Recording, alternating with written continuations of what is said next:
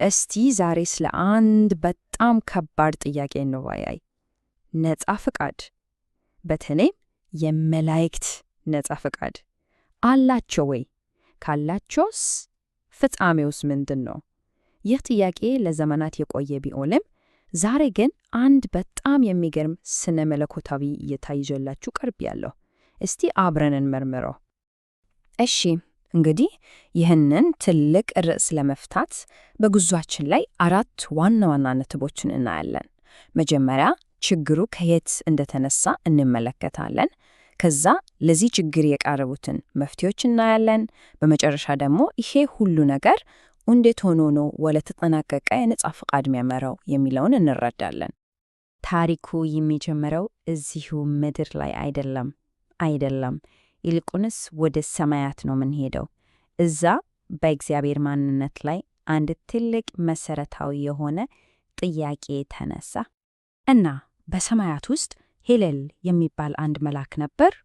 እጅግ በጣም የሚያምር ደግሞም ጥበበኛ። ይሄ መልአክ አንድ ጥያቄ አነሳ። ግን እኮ ይሄ ዝም ብሎ ጥያቄ አልነበረም። በመላእክቱ ሁሉ መሃል ትልቅ የጥርጣሬ ማዕበል የቀሰቀሰ ጥያቄ ነበር። ዋናው ጭብጡ ምን መሰላችሁ? እግዚአብሔር ፍትሐዊ ነው ወይስ አይደለም? እዚህ ላይ የክርክሩን ዋና ነጥብ በደንብ ማየት እንችላለን። በቃ ጥያቄው የማን ወገን ነው ትክክል የሚለው ነው። አስቡት እስቲ፣ ሄሌል ትክክል ከሆነ የእግዚአብሔር አገዛዝ ፍትሐዊ አይደለም ማለት ነው። በቃ ጨቋኝ ነው ማለት ነው። በሌላ በኩል ደግሞ የእግዚአብሔር አቋም ትክክል ከሆነ የሄሌል ክስ ሙሉ በሙሉ መሰረተ ቢስ ነው ማለት ነው።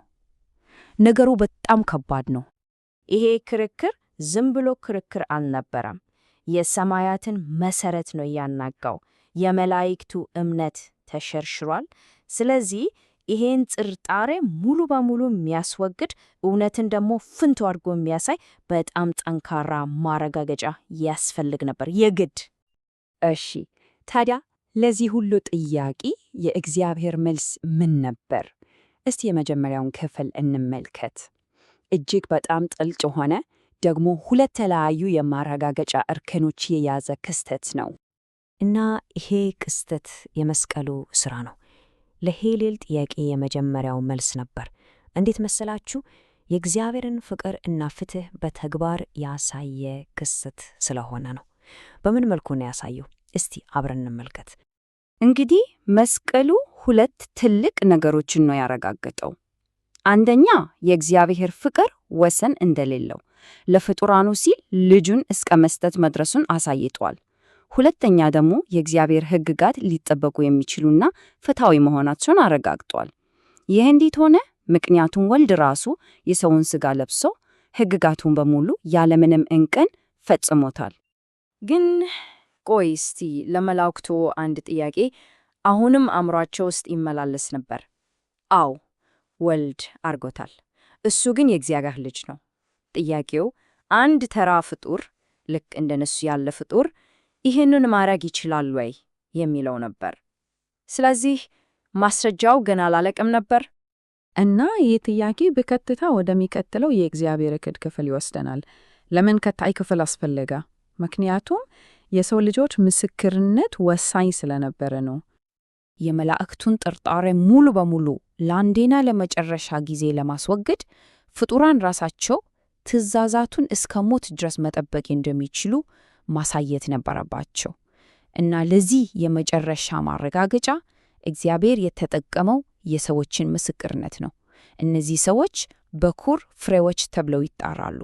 ሕያው ማስረጃዎች ናቸው፣ የሄሌልን ክስ ሙሉ በሙሉ ውድቅ የሚያደርጉ።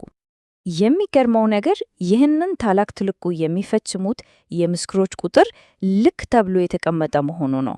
ምንጮቹ እንደሚጠቁሙት ከሆነ ይህ ቁጥር ለሰማያዊ ፍርድ ቤት የመጨረሻው ውሳኔ ወሳኝ ነው። እነዚህ ምስክሮች በቃ ሕይወታቸውን እንኳን ሳይሰስቱ ለእግዚአብሔር ሕግ ያላቸውን ፍቅርና ታማኝነት በተግባር አሳይተዋል። ከቃላት በላይ የሆነ በማስረጃ የተደገፈ መልስ ነበር ይሄ። እናም የእነዚህ ምስክሮች ትንሣኤ የሰማያዊውን ክርክር የመጨረሻ ምዕራፍ ያበስራል። በቃ ከዚህ በኋላ ምንም አይነት ጥርጣሬ ቦታ አይኖረውም። እውነት ልክ እንደ ጨኝ ያለ ፀሐይ ለሁሉም ግልጽ ትሆናለች። እሺ፣ አሁን ደግሞ ወደ መጨረሻው ክፍል እናምራ። ይህ ሁሉ ነገር በመጨረሻ ለመላእክቱ ነፃ ፍቃድ መጠናቀቅ እንዴት እንዳበቃ እንመልከት።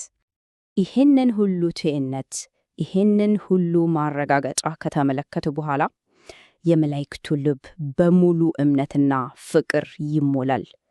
ጥርጣሬ ሙሉ በሙሉ ይጠፋል። ነፃ ፈቃዳቸውም በጭፍን እምነት ሳይሆን በእውቀት ላይ የተመሰረተ ፈጽሞ የማይናወጥ ይሆናል።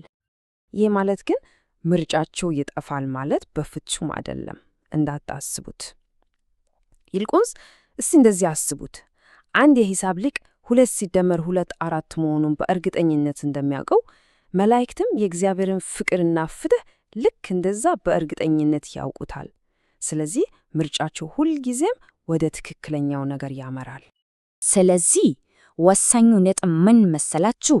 ይህ ሁሉ ሰማያዊ ድራማ፣ ይህ ሁሉ ክርክር አስፈላጊ የነበረው ፍቅር በነፃነት ነገር ግን በፍጹም እርግጠኝነት ላይ ተመስርቶ የሚመረጥበትን አንድ ፍጹም ስርዓት ለመመስረት ነው። በመጨረሻ ይህ ሁሉ ማብራሪያ አንድ በጣም ጥልቁ ጥያቄ እንድናነሳ ይጋብዘናል። ጥርጣሬ ሙሉ በሙሉ ሲወገድ ምርጫ በእርግጥ ነፃ ተብሎ ሊጠራ ይቻላል?